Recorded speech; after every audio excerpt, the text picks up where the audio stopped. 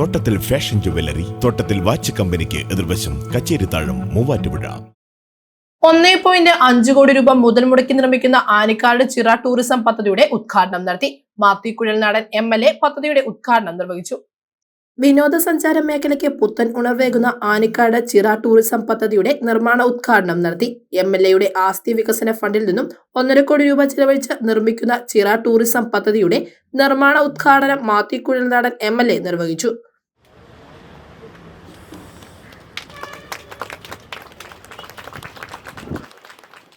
ഇതിന്റെ കഴിഞ്ഞ ദിവസം ഞാൻ ഒരു ലേഖനം വായിച്ചപ്പോൾ എന്നെ വളരെ ഇൻട്രസ്റ്റിംഗ് ആയിട്ട് വലിയൊരു സാമ്പത്തിക ശാസ്ത്രം ഞാൻ വായിക്കാനിടയായി.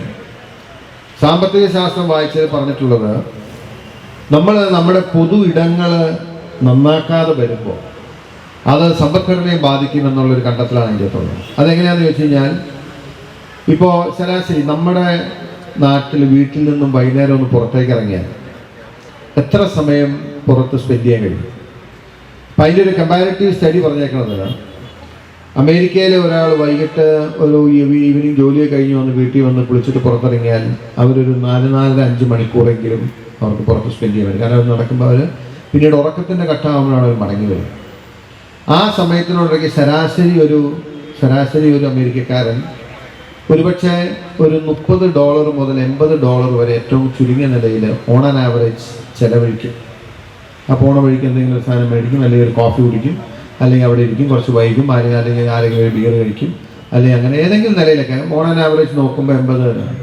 നമ്മുടെ നാട്ടിൽ അതുപോലെ ഒരു സായാഹ്നത്തിൽ വൈകുന്നേരം വീട്ടിൽ വന്ന് പുറത്തേക്ക് ഇറങ്ങിയാൽ ഒരു 8-9 മണി കൂടുതൽ ആരും പുറത്ത് നിൽക്കില്ല. ഒരു നോർമൽ കുട്ടികളുടെ കാര്യമെല്ലാം പറഞ്ഞു. കാരണം അങ്ങനെ ഇതില്ല. ഇവിടെ വന്ന ആളുകളൊക്കെ പിരിഞ്ഞു പോയി, ആരുമില്ല. ചുമ്മാ അടഞ്ഞു കിടക്കുന്ന കടയിൽ ആരെങ്കിലും വന്ന് ഇവിടെ താമസിച്ചിരിക്കുമ്പോൾ ഇവിടെ Anikkad വന്നിരിക്കില്ല.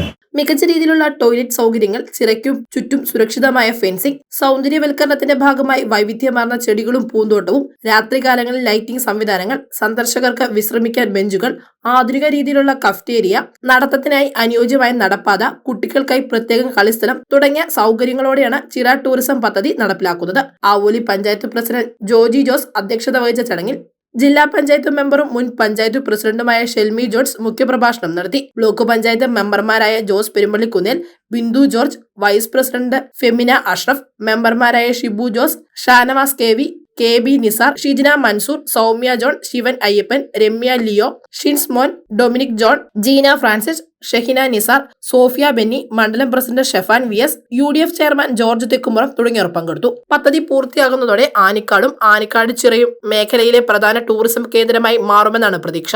News desk, Muvattupuzha news.